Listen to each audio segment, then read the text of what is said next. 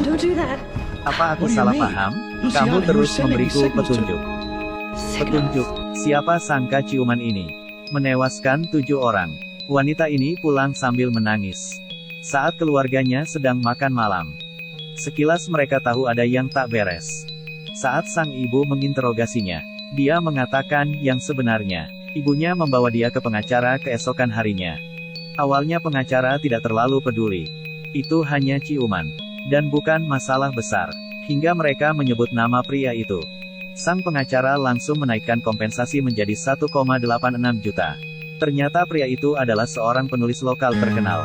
Wanita ini adalah asistennya. Penulis itu memperlakukannya dengan buruk selama bertahun-tahun. Namun, dia buru-buru mengatakan bahwa itu adalah kesalahpahaman. Berharap masalah ini dibiarkan begitu saja. Tapi setelah mendengar kompensasi yang sangat besar, sang ibu bersikeras agar putrinya membawa penulis itu ke pengadilan. Tak butuh waktu lama bagi kedua belah pihak untuk bertemu dan berbicara. Anehnya, wajah penulis murung saat datang. Dia langsung mengeluarkan cek dan menandatanganinya. Lalu pergi tanpa mengucapkan sepatah kata pun. Bahkan pengacara itu sangat terkejut. Ini adalah mediasi terpendek dalam karirnya. Wanita ini menundukkan kepalanya karena malu. Tapi dia sedikit menyadari ada sesuatu yang salah. Setelah bertanya, dia baru tahu. Istri dan putri penulis sudah tiada. Ternyata setelah menggugat sang penulis, pengadilan segera mengirimkan dokumen tersebut. Namun pria itu tak ada di rumah hari itu. Dokumen dilihat istrinya, yang menderita depresi. Setelah melihatnya, rautnya berubah drastis. Ini juga membuat suasana hatinya runtuh seketika. Saat memandikan putrinya, dia tak sengaja menenggelamkan putrinya di bak mandi. Saat itu, dia terpuruk dan memilih minum pil untuk mengakhiri hidupnya. Ketika penulis kembali, istrinya sudah kehabisan napas. Dia melihat dokumen itu, dan baru mengerti segalanya. Saat menemukan putrinya di bak mandi, membuat hatinya sakit seperti ditusuk pisau. Satu-satunya motivasi dia hidup hingga saat ini adalah balas dendam untuk keluarganya. Mengetahui tragedi penulis, hati wanita itu sangat tidak nyaman. Saat ini, dia tidak tahu bahaya perlahan mendekatinya. Mereka mendapat kompensasi seperti yang mereka inginkan. Keluarga itu membeli rumah di tepi pantai dan mengira semuanya sudah berakhir. Tapi hari itu dia melihat penulis datang ke sini. Dia segera memberitahu keluarganya tentang hal itu. Namun, mereka tidak menganggapnya serius. Sang ibu mengatakan dia terlalu baik. Dia seharusnya dikirim ke penjara. Sang ayah juga menasihatinya untuk tidak memikirkannya. Namun, di malam harinya, kabar duka datang. Adiknya tewas di pantai. Wajah wanita itu ketakutan. Ketika dia melihat ke depan, dia menemukan sosok penulis. Meskipun kematian adiknya dinyatakan sebagai kecelakaan, tapi dia percaya, pasti ada hubungannya dengan sang penulis.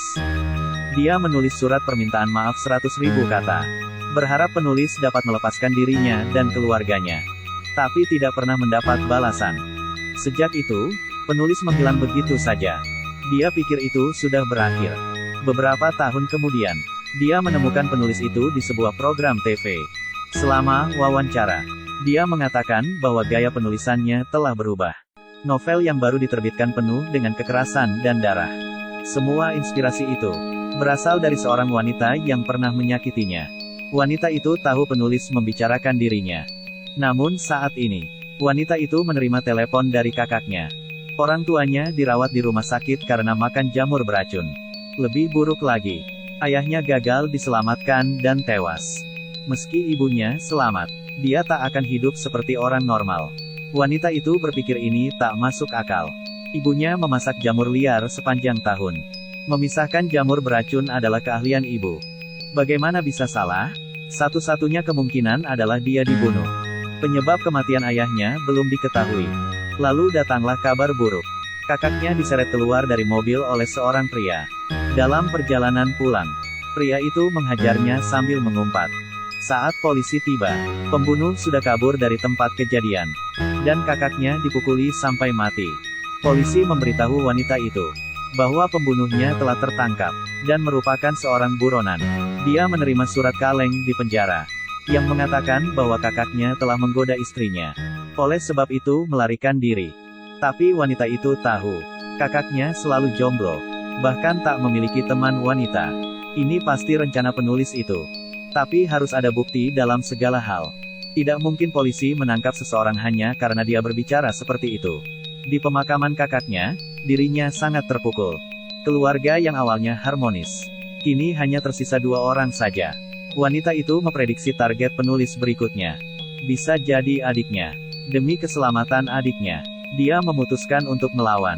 Dia menghubungi teman jurnalisnya, dan memberitahu tentang apa yang terjadi baru-baru ini. Berharap dia bisa membantunya. Reporter itu berjanji padanya, jika dia bisa menemukan bukti kejahatan penulis. Ini sangat berguna bagi reporter. Jadi dia mulai menyelidiki dari kejadian pertama. Adiknya tenggelam karena menyelamatkan seseorang. Tapi tidak ada informasi apapun tentang orang yang diselamatkan itu. Dia pergi ke rumah orang tua wanita itu untuk menyelidiki. Tetangga di tepi pantai memberitahunya. Ibu wanita itu tahu banyak tentang jamur. Tidak mungkin dia salah. Kasus-kasus ini terlalu kebetulan. Pasti ada dalang di balik semua ini. Reporter menulis laporan investigasi, menyimpulkan bahwa penulis itu adalah pembunuhnya. Tak peduli apa motifnya, tapi penulis itu sangat mencurigakan. Namun belum ada bukti konkret. Reporter datang ke rumah penulis untuk melihat apakah dia bisa menemukan bukti.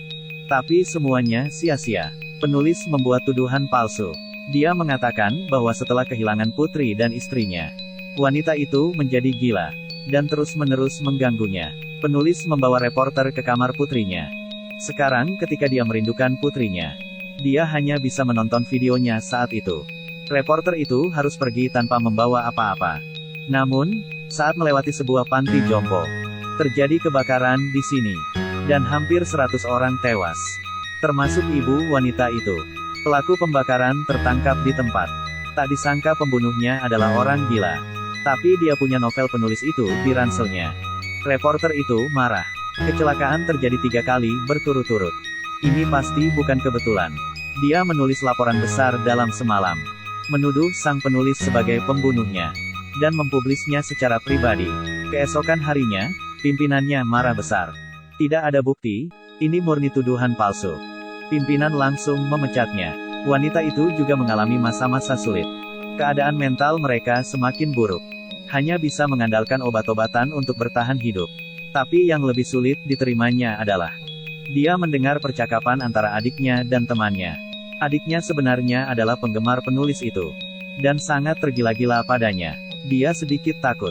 Wanita itu memohon agar dia bisa bertemu dengan penulisnya pada konferensi pers buku baru penulis. Reporter sudah mengaturnya, dan keduanya bertemu di lantai 3. Aku datang. Kau telah menyelesaikan balas dendam yang sempurna. Apalagi yang ingin kau lakukan? Aku sudah cukup menderita. Apa yang harus aku lakukan untuk mengakhiri ini? Semua terserah padamu. Satu-satunya orang yang dapat mengakhiri hal ini adalah kamu. Wanita itu mengerti. Dia harus mengakhiri semuanya demi adiknya. Dia membuat penulis bersumpah tidak akan pernah menyakiti adiknya. Aku bersumpah atas ingatan putriku, tidak akan terjadi apa-apa pada adikmu. Pada saat penulis berbalik, dia melompati pagar. Di pemakaman, reporter menemukan adik wanita itu berada dalam dekapan si pembunuh. Reporter menyuruh adiknya pergi dan memarahi penulis. Kamu berkata seperti wanita itu. Jika aku jadi kamu, aku akan berhati-hati. Selesai berbicara, dia meraih tangan gadis itu dan pergi. Film berakhir sampai di sini. Akhir yang menarik. Sebuah kecelakaan menewaskan 2 keluarga. Pada akhirnya, 1 orang dari setiap keluarga berkumpul kembali. Atau mungkin ini awal yang baru.